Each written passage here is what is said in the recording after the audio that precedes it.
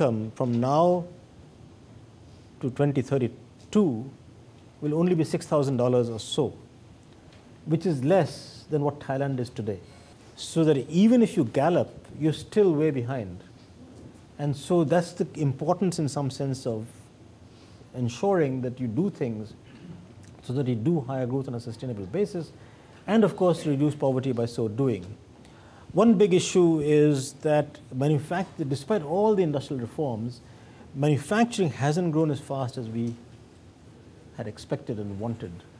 To get 8.5–9% growth on a sustainable basis, manufacturing growth has got to be around 10%. And we've never achieved that actually. The average over 10 years in the best years has been not more than 8%. So that's a major issue. And also, that what I talked about earlier on the employment-intensive industries, we're not doing that at all. So there's really very low employment growth in manufacturing, and so that's something we need to do. We need to, for per capita income to grow, we need to have productivity growth.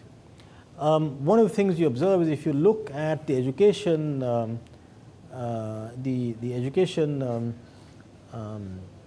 stock, the human development stock, human resources stock of the country, in Asia we're about the worst in the sense of average number of years of schooling of adults between say age of 50 and 64.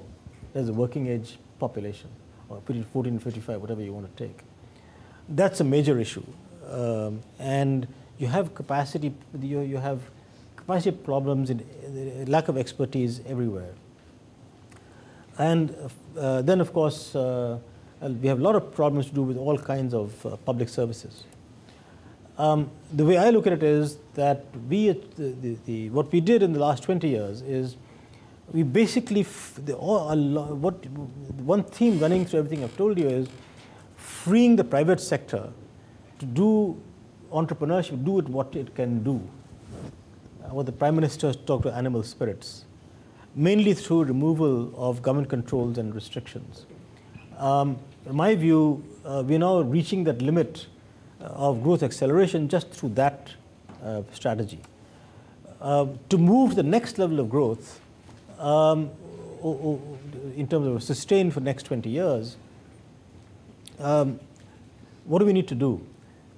In my mind, the private sector growth and investment is now being constrained by lack of public investment, by poor delivery of public services, whether it's water supply, whether it is sanitation, whether it's education, health, and so on, inadequate human resource development, and declining quality of public goods. The public expenditure on social sector and rural development has been, you don't see any trend in the first 10 years. So what next? You have to concentrate human resource development, education, health, agriculture, diversification, rural infrastructure, urbanization. Surprisingly, between 81 and 2001, urbanization actually slowed down, which is very odd in most other countries that have gone through this process of growth at this kind of stage. Urbanization usually accelerates, it doesn't slow down. We don't really know why this happened.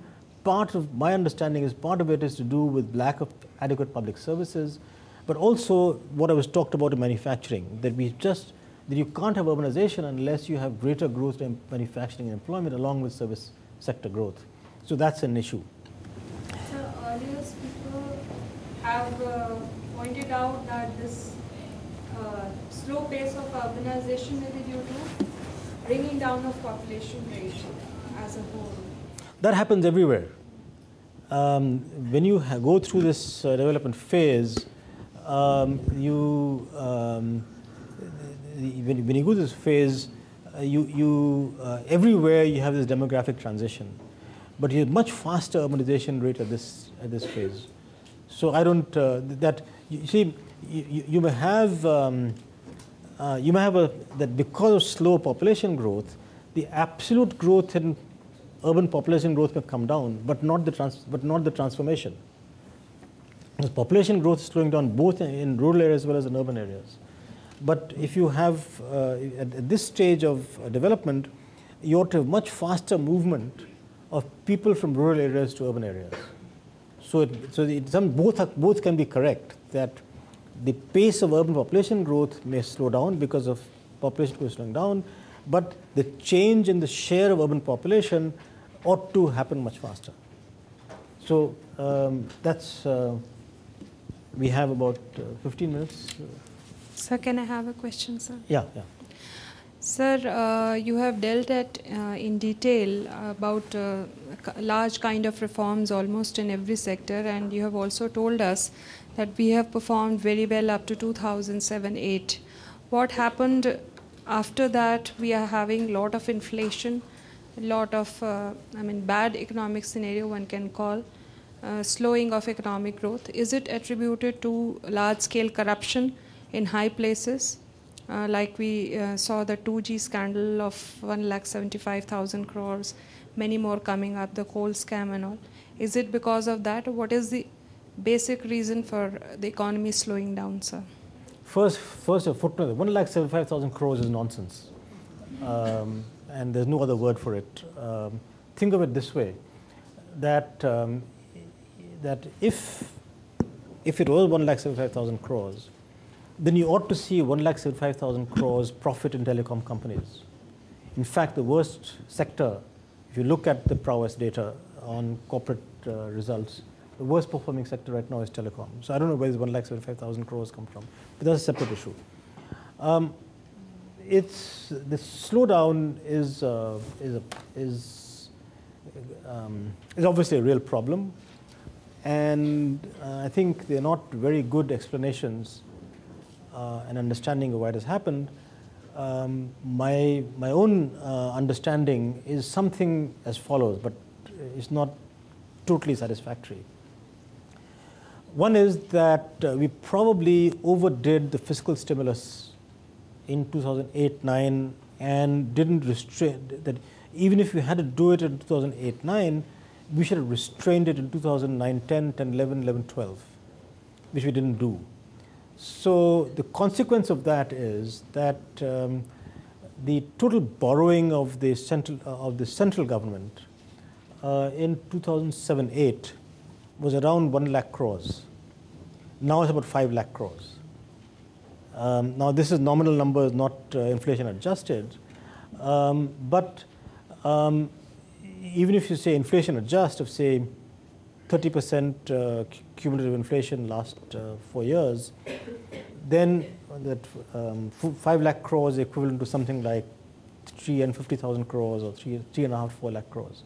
So the point is that one thing that has happened is crowding out of the private sector, which is if the government is borrowing 5 lakh crores today, as opposed to 1 lakh in nominal terms, say if that had just grown normally, that 1 lakh share could have become 2 lakhs with the growth of GDP, etc., or a little less than 2 lakhs. So the 3 lakhs or something like that, or 2.5, something of that order, would have been available in terms of domestic resources for the private sector to get, whether it's equity from the market or debt from the market, to invest. And therefore, the private sector investment has been coming down over the last 4 years. And for the public sector, it would have been okay in a sense, or it would have been equivalent, if the public sector was doing this excess borrowing to do much more public investment, which then gets you growth.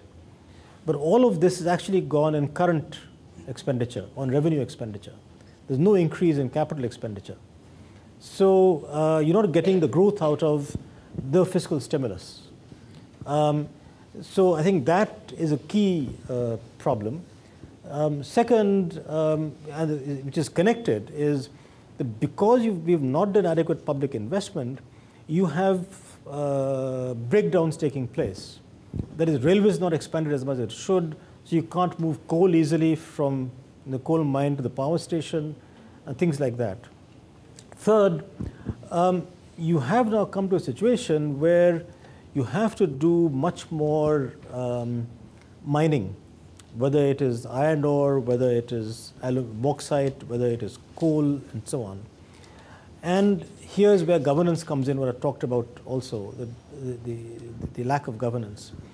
That to get all that done, you have to be going into areas which are difficult areas. And whether it's environmental problems, forest problems, resettlement problems, tribal problems, those are real problems. But you've got to tackle them, because if you don't do that, then you can't get steel plants, you can't get power plants, you can't get aluminium plants, and so on. And you can't wish that away. Because if you don't do your own mining, you'll have to import the stuff. We have among the largest reserves of coal in the world. So it's absurd, in some sense, for us to be importing coal today, which we are already. And all projections suggest that, again, to give you a simple arithmetic, that even if the economy grows with 7% a year, power generation with an elasticity of 1, roughly speaking, would also have to grow around 7% a year, which means quadrupling in 20 years, which means that if you don't change the fuel composition very much, which is unlikely, you'll need to be consuming at least 3 times, if not 4 times, the coal today. So the production has to go up by a factor of 3 to 4 in 20 years. And so if you don't free up all the coal mining, whether it's through technology and better governance and so on, you'll be importing the stuff. To import the stuff, again, you'll have to have investment in ports, railway lines, etc. So that's sort of a long answer that what I was saying here, that look, you've sort of gone to the limit of simply deregulating. It won't work now, just deregulating, because private sector is deregulated. Private sector is coming, POSCO, etc., coming, foreign investors are coming, saying, I want to put up a huge steel plant. 4 years, you can't do it. And so the point really is that the private sector is coming to its limit in terms of what it can do without the public sector performing its role. Public sector, I mean the government as a whole, whether it's district level, city level, state level, central level. So same thing for cities, that we already have around 50 cities above 1 million population. It'll be around 75 of them by 2031. And you need much better governance of cities. For people to be able to work, live, play in the cities, they have to be much better administered, whether it's transportation, water supply, electricity supply, sanitation, sewerage, everything. These things can't be done in the private sector without, well, the private sector can invest, but under heavily regulated circumstances. So again, the public sector government has to perform. And there's very little capacity development for urban governance. So all of these issues, that's why the theme of I didn't spend enough time of it at the end, is that there has to be a change in how we think of economic reform. Economic reform is not multi-brand retail. The Prime Minister could announce multi-brand retail today. I guarantee you nothing will come for the next 5 years. Why? Because how do you do multi-brand retail? You've got to get large pieces of land in cities. You're not going to, if you put a huge Walmart in Amethi district, there'll be no buyers. You have to have it in Delhi. Where are you going to put a huge Walmart in Delhi? Because you have major problems with land assembly in urban areas. So multi-brand retail, yes, we ought to do it. There's no reason not to do it. But this sort of yellow paper, so the economic reform is multi-brand retail is nonsense. If you do all the other reforms, then yes, multi-brand retail will be very good. So one of the things that has happened is that the discourse on reform has been totally distorted. To my mind, what we need to be talking about reform is what I've talked about at the end. Sir, I have a question. Firstly, I am not a student of economics, but such a complex discipline was presented in a very nice way, sir. The question is, during course of the lecture, you mentioned during 1990s, we didn't have capacity to borrow. And the condition of today is also like that. Today we don't have capacity to borrow. This aspect I could not get clear, sir. Today the condition is economy is people are talking about another way of reforms.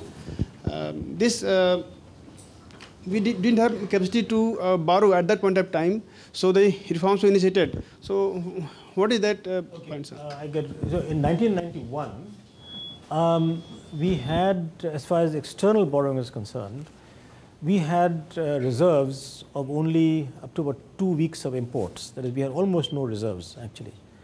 And so no foreign lender was willing to lend to you because it was clear you had no money to pay them back.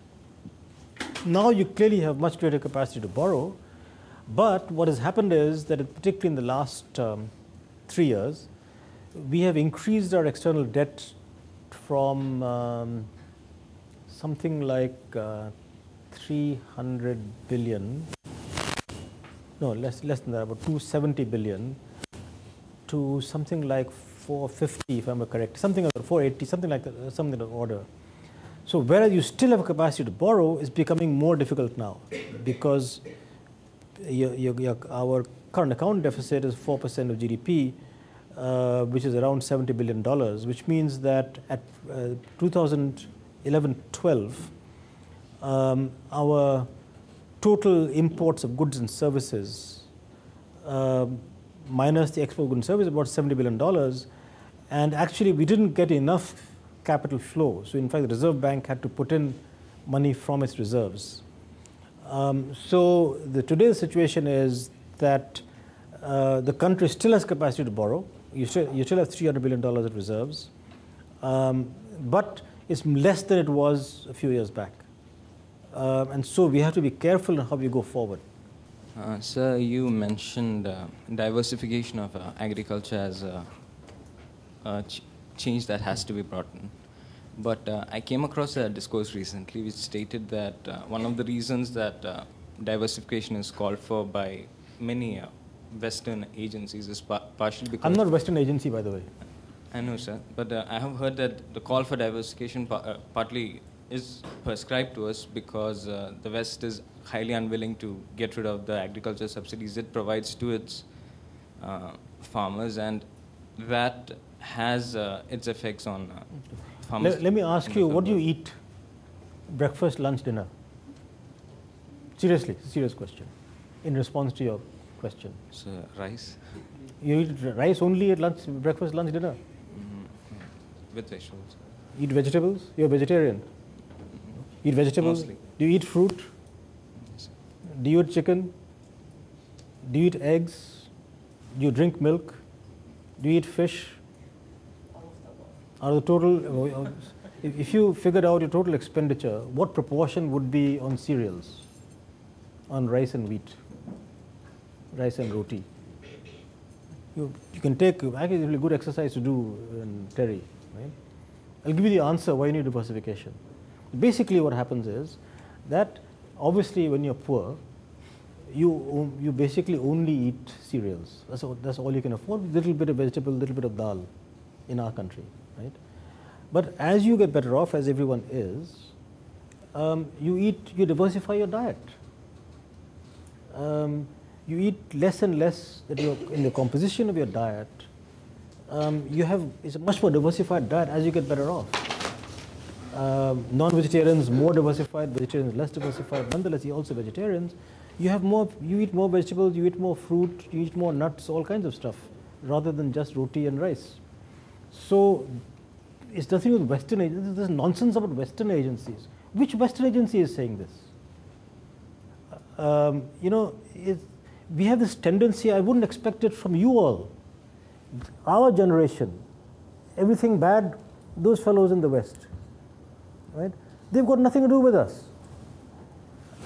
You have to think of what is the reality, that obviously as you get richer, people get better off, they will diversify their diets. And one of the things that is happening, you can see, is that why are the prices of all these things going up? The inflation is much higher in fruits, vegetables, milk, all of this stuff in the last 3 or 4 years. Because the demand has gone up for all this stuff, and we're not diversified agriculture enough for supply. And because there are problems in the whole supply chain. I don't know if that answers your question. But it's nothing with foreign agencies. So I was specific with respect to crops like cotton.